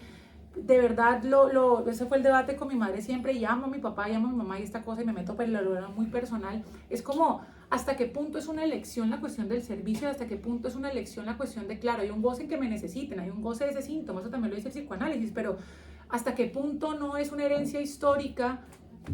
Es una herencia histórica que acompaña el deber ser femenino desde estas lógicas del cuidado. ¿Por qué la mujer siempre tiene que cuidar? Sí. O sea, ahí también obviamente hay un poder, pero hay una imposición y hay una carga gigante que tiene que ser la Pero logística sobre la del masculinidad hogar. también, es que Yo- también quiero- se quiero- podría decir quiero que sí. venir aquí porque hay algo. Sí, hay sí, algo- total. Pero, perdón, que había... Él y Estaba luego. Castañeda. Ajá. Sí, sí, sí. Perdón, Perdón, de ahí ¿eh? me- Sí. Bueno, yo la verdad es que soy un poco ignorante sobre muchas cosas, incluyendo estas, pero quisiera simplemente añadir ciertas perplejidades, ¿no? Lo primero es, hablamos sobre el padre en Roma, ¿no? El pater familias. El pater familias no era el padre de los hijos, el pater familias era el hombre mayor que estuviese vivo en toda la línea, ¿vale? Y ese señor podía disponer de tu vida, ¿no? El temor, él podía venderte como un esclavo, si quería. El pater familias era adorado inclusive como dentro de un altar, como si fuese una especie de Dios, incluyendo los pater familias anteriores. Estaba muy mezclado con la adoración y con la religión. Y también en Roma estaba el capita virtutio, o sea, tú podías empezar siendo un ciudadano y terminar siendo un esclavo, o empezar siendo un esclavo y terminar siendo un ciudadano, ¿no? Y uno de los derechos, por ejemplo, que perdías cuando pasabas a la esclavitud era la pedofilia. Un delito para un pater familias era el conilingus, por ejemplo. No podía practicar el conilingus. O sea, y lo relaciono un poco con el hecho de que no podía mostrar esa sumisión a la mujer. O sea, un esclavo podía, pero un pater familias no podía. A veces es confuso porque lo que sabemos del derecho romano antiguo lo sabemos de Justiniano, que ya es al final del derecho romano, pero se considera que sí, que es al principio, ¿vale? Quizá podemos decir que es durante la República, ¿no? Cuando estaban los ciudadanos antes del imperio.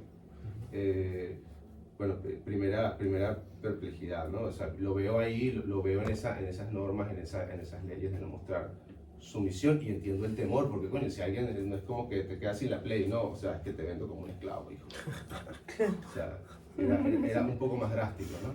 En segundo lugar, pues también hubo un momento que hablaron del hombre, la civilización, la mujer.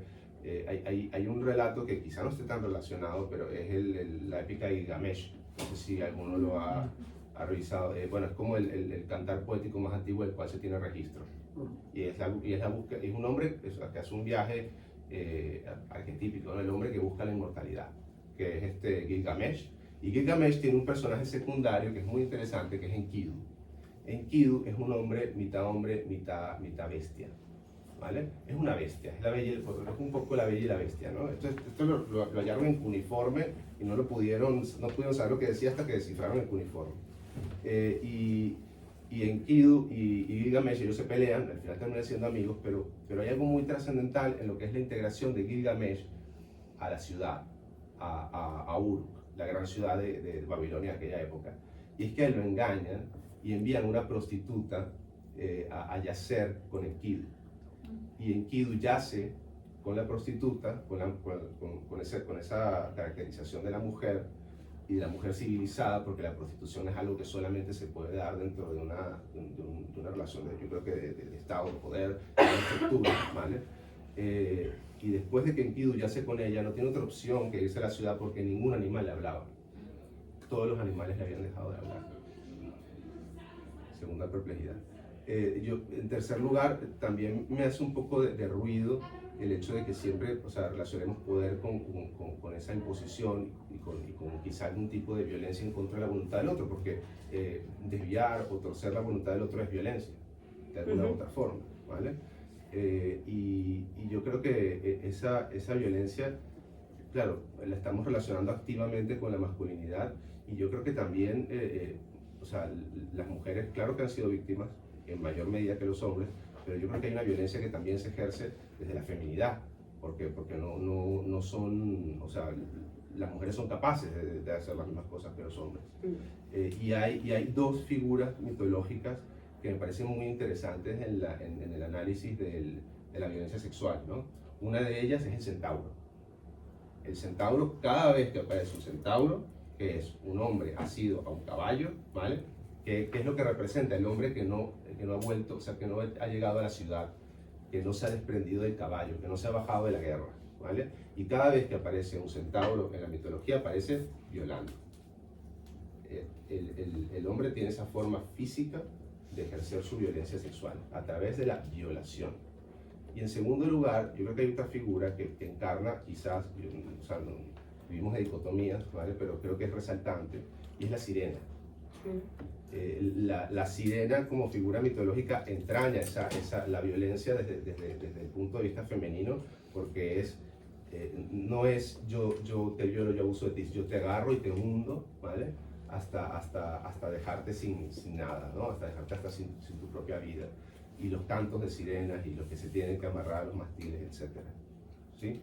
Me parece interesante como traer que también la mujer es capaz de estas cosas. Lo otro es sobre los neofascismos que estabas mencionando. Yo creo que esto no es nuevo, ni es neo, ni nada. O sea, es que, ni tampoco tiene que ver con la derecha o la neoderecha. Es que, o sea, ¿qué mayores ejemplos tenemos de ese tipo de cambios que las revoluciones? O sea, cuando los poderosos dejan de ser poderosos y pasa desde la Revolución Francesa hasta la Revolución Cultural China, hasta la Revolución de Octubre, hasta, no sé, por ponerme un caso más cercano a mí mismo, fucking Venezuela. O sea, es algo que se ve y no tiene que ver con derechas ni con izquierdas, simplemente tiene que ver con cambios de grupos de poder, ¿no? No es que creo que porque los casos que pusiste eran todos políticos actuales, ¿no? De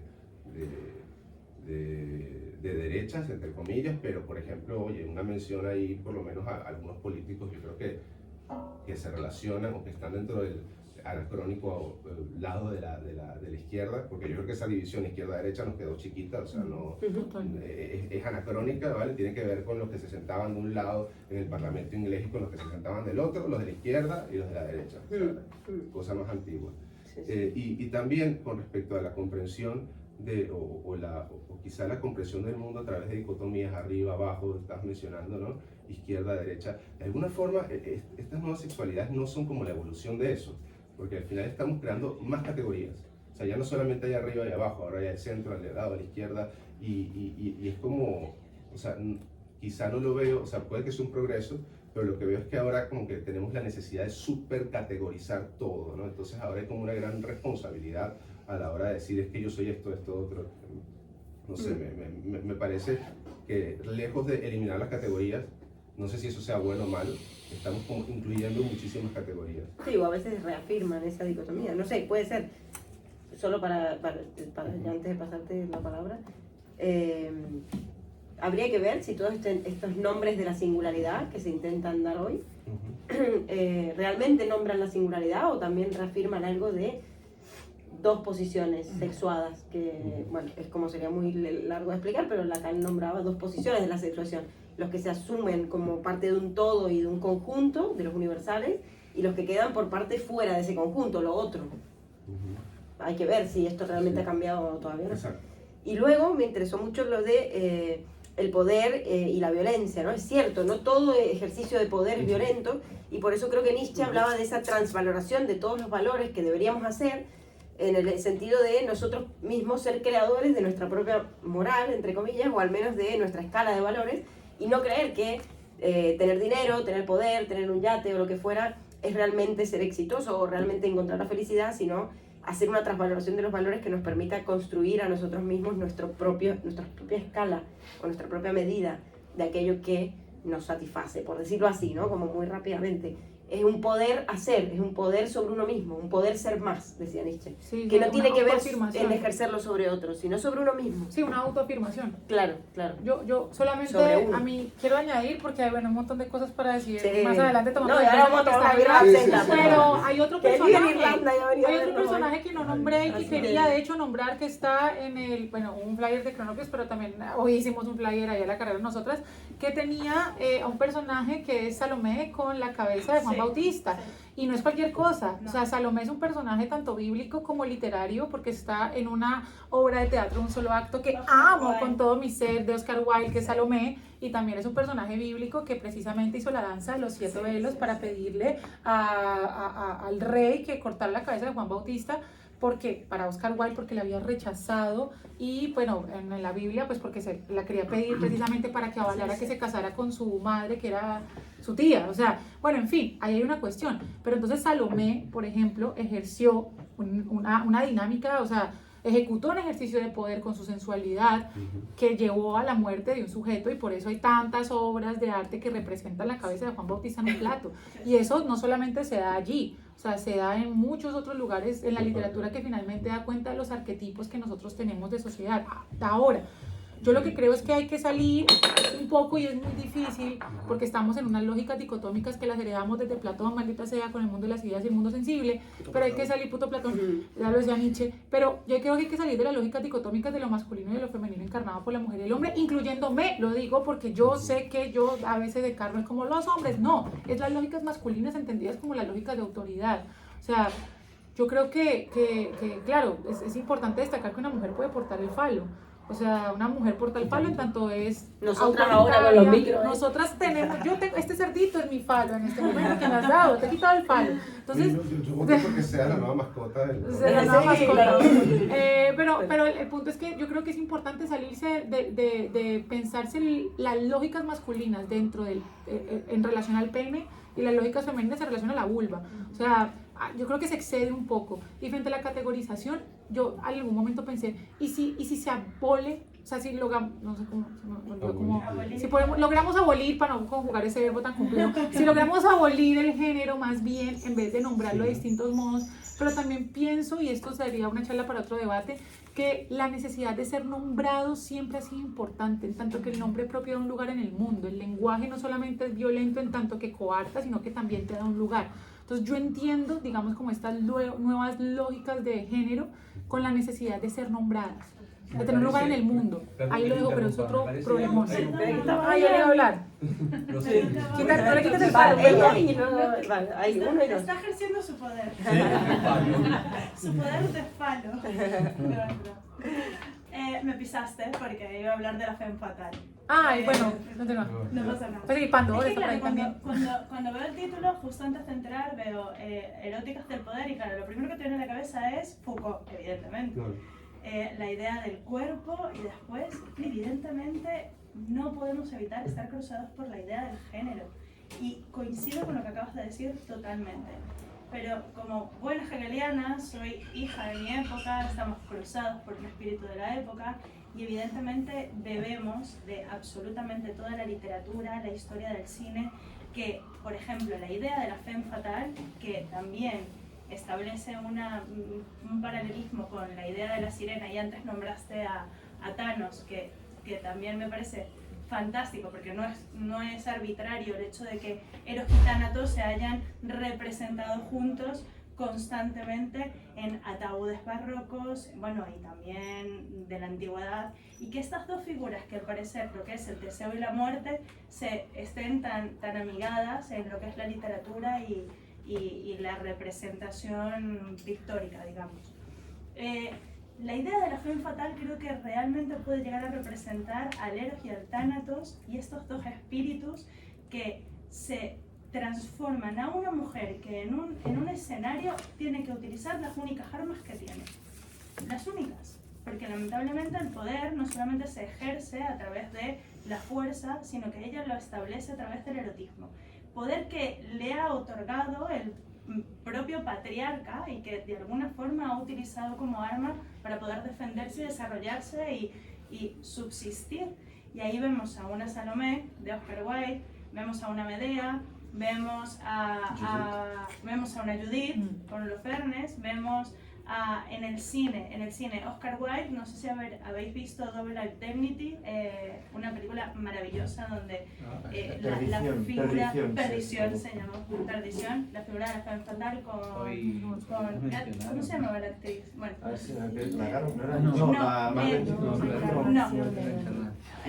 ¿lo decís o ChatGPT?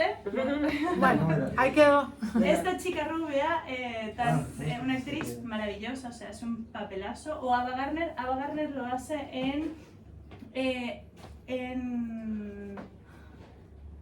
bueno, es igual, ya te lo diré. Y la verdad es que estas figuras de estas mujeres, en realidad, lo único que nos han demostrado es que también podemos ser malas, violentas, sacar el Thanos que puede llegar a estar con las herramientas, por ejemplo, con las herramientas que tenemos. Y Y yo creo que también forman parte de cómo es el constructo de nuestra historia y del constructo de nuestro lenguaje actual. Adelante. No, cuando acabes. No, ya está. Yo Sí, seguía porque estaba... Para adelante, no, dime. No, que me llama la femme fatale, me gusta mucho como idea, pero hay que entender que tiene su importancia en tanto que es absoluta excepción. El valor de la femme fatale es en tanto que es excepcional porque mezcla lo que generalmente desde una cultura patriarcal no se da en una mujer, que es la belleza con la inteligencia. La femme fatale tiene este rasgo de saber utilizar de manera instrumental una posición de poder. Generalmente no se da eso. De hecho, el otro gran correlato, el absolutamente contrario dentro de hablar de dicotomías, es el Born Sexy Yesterday. Es el arquetipo también dentro de la cultura popular, sobre todo este último, es Born Sexy, la que nació sexy ayer. Nació ayer. Es la típica imagen de... O la Dream Pixie Girl, o todas Claro, las categorías que son parte del gays, ¿no? Sí, exacto. La sexualización de... Sí. En este caso, por ejemplo, podemos poner perfectamente el caso de Quinto Elemento, de estas mujeres que son absolutamente bellas. Y bebés mentales. Y sin embargo son un bebé mental que son... La película está de Emma Stone, de Poor Things. Claro, exacto, que desarrolla... Estamos hablando de criatura, Poor Things es un gran ejemplo también de cómo no hay esa cultura que reprime y hay una libertad absoluta y vas aprendiendo a través del sexo y de irte empoderando. Claro, pero este es el otro punto de la femme fatale. Y creo que es mucho más, la femme fatale es mucho más peligrosa, se le teme y se le reprime, se le censura. De hecho, si vamos a nivel político histórico, la femme fatale siempre ha sido objeto de abuso político, legislativo y económico. De hecho, lo que se resulta mucho más complaciente a nivel sistémico es el Born Sexy Yesterday, la mujer ignorante que, como objeto sexual, se deja disponer para el resto. Lo que era Marilyn Monroe un poco. Por ejemplo. Por ejemplo. Sí. Y también está la otra, es que yo creo las imágenes del arquetipo de lo femenino que están en la historia son demasiado arquetípicas, o sea, no sé, pensemos en una Ofelia. Entonces esta mujer que sufre y que muere en sus propias lágrimas tan representada, pero entonces está una Pandora que es hecha para liberar el mal, pero está una Salomé que aprovecha, digamos, como el encanto que se le fue dado, pero de una forma inteligente para poder establecer lo que el mismo patriarcado le impuso como un recurso para. Pero digamos están como estos arquetipos donde, digamos, como que la mujer es el representante del ser mujer, o la mujer es la que es dueña del falo porque entra dentro de las lógicas masculinas. Entra dentro de las lógicas. Totalmente, de hecho una mujer se puede... Había una obra, recordadme porque es que la quería citar, pero no me sale, creo que era de Aristófanes, que... que las mujeres dejaron de estar embarazadas para... que dejan de follar con los hombres para que la guerra. Y claro, utilizan una herramienta, pero claro, evidentemente es el único arma que pueden llegar a tener. Obvio, la cuca. Totalmente. ¿Cómo dijeron? Me pareció Lisístrata, la primera comedia, al parecer, humana. ¿No? Aristófanes, increíble. Es genial. Sí. Las planas también es muy buena. Yo creo que lo importante que habéis dicho y que creo que es importante destacar, porque, a ver, las mujeres, y hablo como mujer, no somos ángeles, es decir, evidentemente Eros y Tánatos se conjugan en cada uno de nosotros. Hoy en día a mí tampoco me gusta este discurso a veces de... sí, exacto. Y hay una gran diferencia entre victimismo y victimismo. En Argentina usamos mucho el va de víctima. A ver, estamos haciendo nuevas etimologías. Construyendo conceptos, todo filosófico. Se entiende la diferencia, se entiende, ¿no? La diferencia sería... Yo trabajo en un centro de víctimas, es decir, para entrar al centro tienes que haber sido o estar siendo víctima. Mi trabajo es, yo diría, que estas mujeres que vienen con ese significante, es decir, esa etiqueta en su ser, de alguna manera, soy víctima, sí, se las valida como tal, evidentemente se hace un proceso de recuperación, pero salgan de allí. Es decir, que ya no se reconozcan como víctimas, porque siempre y cuando nos reconozcamos como víctimas, estaremos en un lugar súper pasivo, estaremos en un lugar infantilizado, estaremos en un lugar donde siempre el poder lo tiene el otro. No tienen poder, es decir, o bueno, basta de ceder poder. ¿Hemos sido víctimas? Sí, y todos podríamos decir quizá de alguna manera que podremos haber sido víctimas de la cultura, de la historia, del lenguaje. La incisión del lenguaje sobre nuestro cuerpo es violenta, siempre seamos hombres y mujeres. Entonces, no me interesa la guerra, de quién ha sufrido más, quién ha sido más víctima o menos víctima. Me interesa que podamos salir de este lugar y responsabilizarnos de nuestra propia libertad y de nuestros propios riesgos y nuestro propio goce. Creo que aquí tú vas a dar la palabra, luego Roger y luego tú. Bueno, ya está. Pero él había pero él había pedido. Era algo, pero en este caso digo, ¿cómo haces para salir de esa situación? Porque es cultural al final, ¿no? Esta chica de 16 años, que contaba, que no conozco el caso, pero nos lo inventamos un poquito. 16 años de criarse en una familia, seguramente con una cultura en donde, coño, esto no es normal. O donde tenemos determinadas estamos codificados de una forma para que nos prohíbe o no nos permite salir de ese o a las mujeres por ahí salir de ese victimismo. Yo creo que sí, yo tengo fe. Bueno, Sí, pero hay que reconocer la historia también. O sea, no Exacto. o sea, no hay Claro, es que por eso solo no se sale, hay que solo, salir, solas o reconocer solo no se sale, exacto. Y tampoco es una cuestión de, ay, de repente me enteré que existía esto y ya no lo soy, ya me di cuenta que no, porque no es una cuestión teórica. A esa liberación, a esa transvaloración de los valores intrasubjetivos que se hacen en estos espacios, no se llega, yo creo, a través de la teoría, se llega a través de la práctica y de ser una especie de atravesamiento subjetivo del fantasma pero que nos atraviesa. me da la sensación de que hoy la mujer sigue siendo una víctima de... ¿Qué mujer? Yo no. No sé, ¿qué mujer? O sea, ¿en qué momento? Bueno, depende. sí, ¿no? sí, sé. En un montón de sucesos seguramente los podemos llegar a hacer o lo pueden llegar a hacer, para hablar con propiedad. Es decir, no serás una víctima, no te pegará un tío no es, pero por ahí te viste en tu vida, digo, no sé, por ahí vos me dirás que no, en la necesidad de sobrepasar o meter un cambio más que un tío que tenías al lado por la sola condición de ser mujer. Por ahí no es tu caso, pero sí seguramente en el de muchas mujeres, no creo que sea el de hombres. Entonces, vivimos una época en donde se está luchando. Esto que voy a decir va a sonar horrible. Está bien, estamos en confianza. Hemos dicho muchas cosas horribles. Hoy hemos dicho cosas, hoy ha sido un tema no, sí, es verdad, No. es más. No. Sí, que ya llevamos una media. No vamos a censurar nada. Esto no se sube más. Nos faltan dos intervenciones y es lo que es. Después del apartheid se dio la situación de que la población nativa de la propia África, los propios sudafricanos negros, por decirlo de alguna manera, empezaron a tomar, a asumir derechos que antes no tenían. Esa población blanca que se vio tan afectada por este cambio radical que hubo en Sudáfrica, empezó a notar que había determinados posiblemente excesos de esa población negra, ¿vale? Con respecto a lo racismo, con respecto a los blancos. Sencillamente creo que es algo completamente natural del dominio de Sudáfrica o de los europeos, de los blancos, de los Boers en Sudáfrica, después de 100 años, 200 años, no sé cuánto tenían los holandeses ahí. Es natural que la población negra empezara a asumir derechos y poniendo esos derechos por sobre el de la población blanca. Me parece que es algo que se tiene que librar y es un cambio de paradigma o de época que también la mujer tiene que hacer.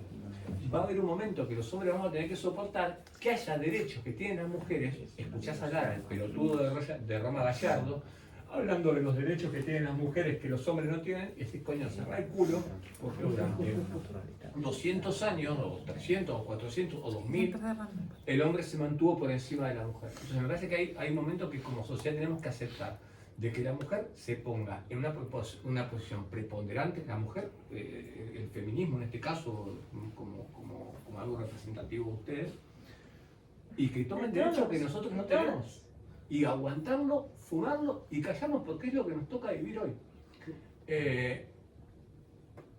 No sé.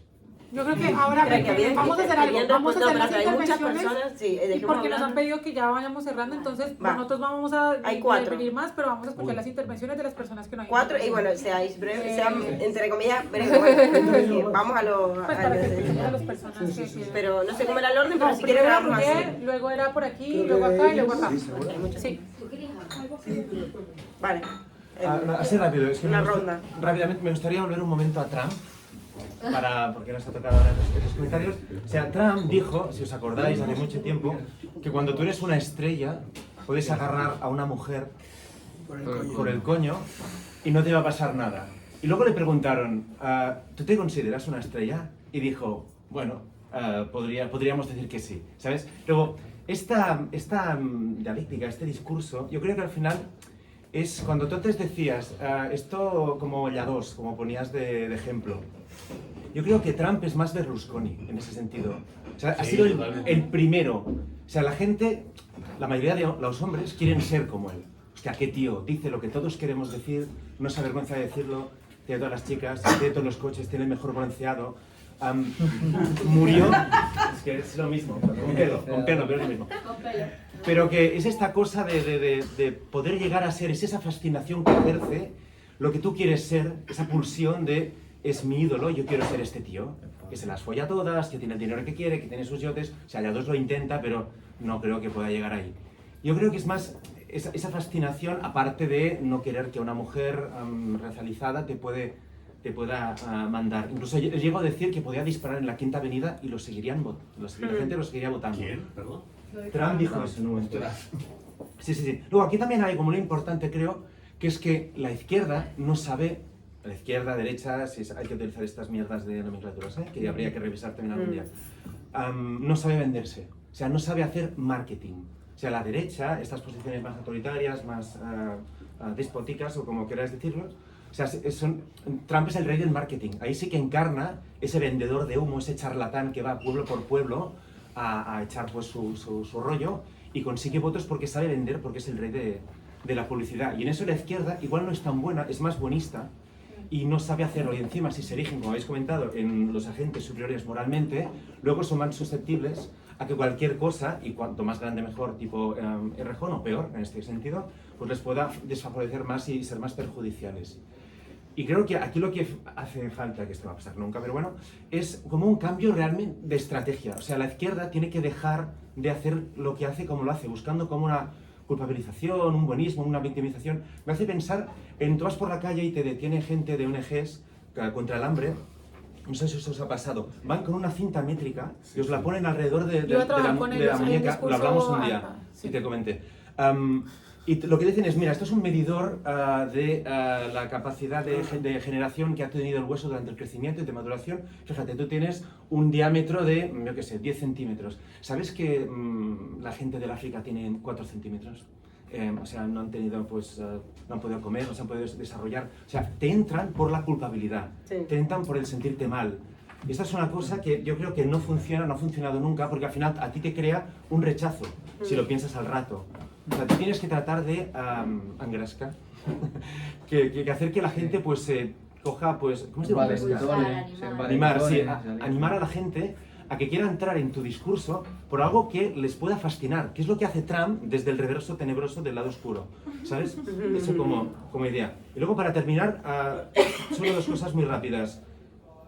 Hay dos imágenes de poder y sumisión que se tienen grabadas en la cabeza, que son de dos películas. Una es Requiem por un sueño, que es que ese momento en que Jennifer Connelly finalmente pues, se somete y dice, vale, va, pues voy a trabajar por este señor que organiza una especie de espectáculos eróticos sexuales por gente muy rica. Y lo primero que hace este señor cuando llega a su casa, llama a la puerta, Jennifer Connelly abre la puerta, él no dice nada, se va al sofá, se sienta con ella, la coge la cabeza y se la mete aquí. ¿Sabes? Primero te voy a enseñar de qué va el tema, te voy a enseñar, ya te voy a arrancar toda la dignidad, tú trabajas para mí, tú te sometes. Eso primero.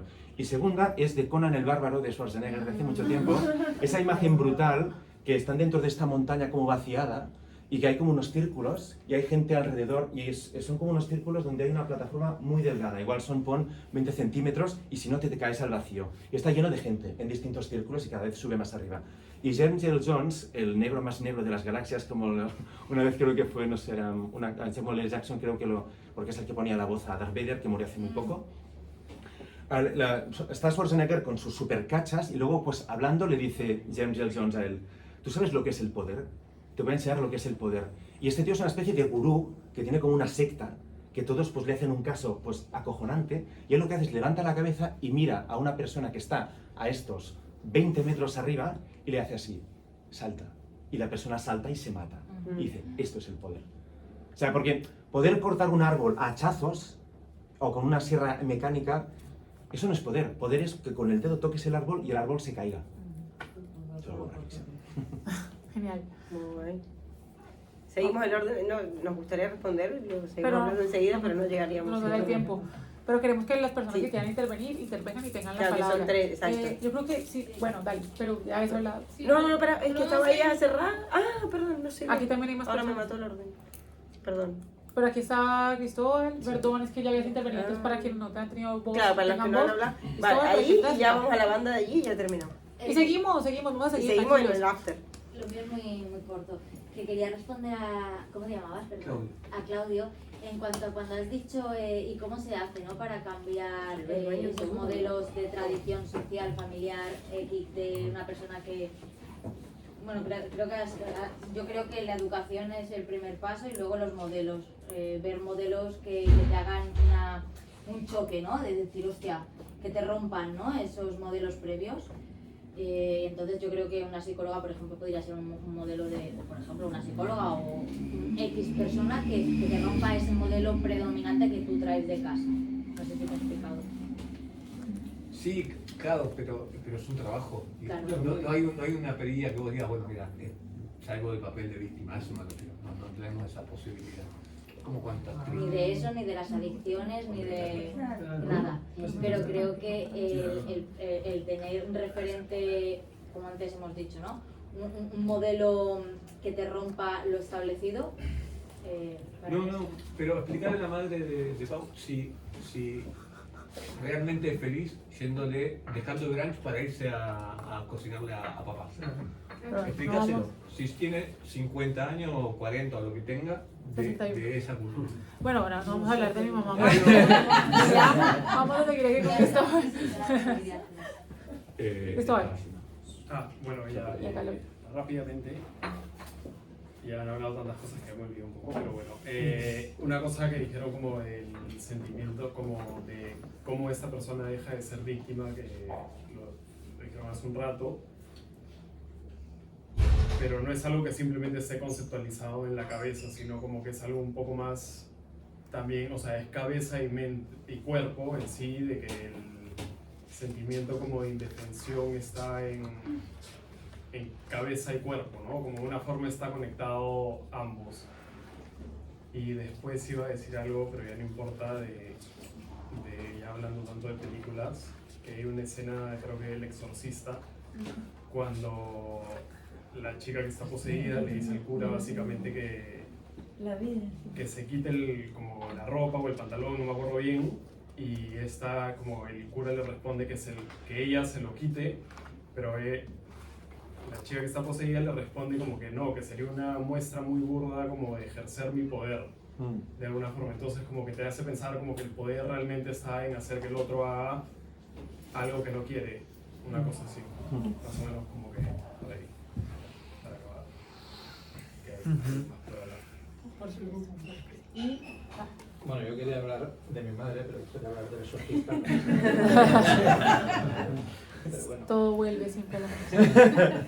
A ver, yo quería decir que el rol que adopta mi madre dentro de su medio ambiente, ¿no? O sea, que para ella es súper importante, ¿no? Es más importante el rol, el sentirse que pertenece a un grupo.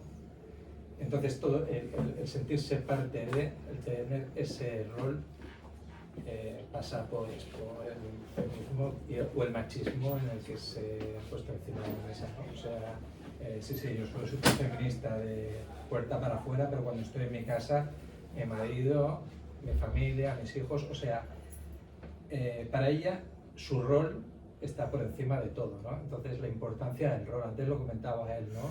El que le dice que se tire abajo, el que se tira, él ha adoptado un rol que pertenece a ese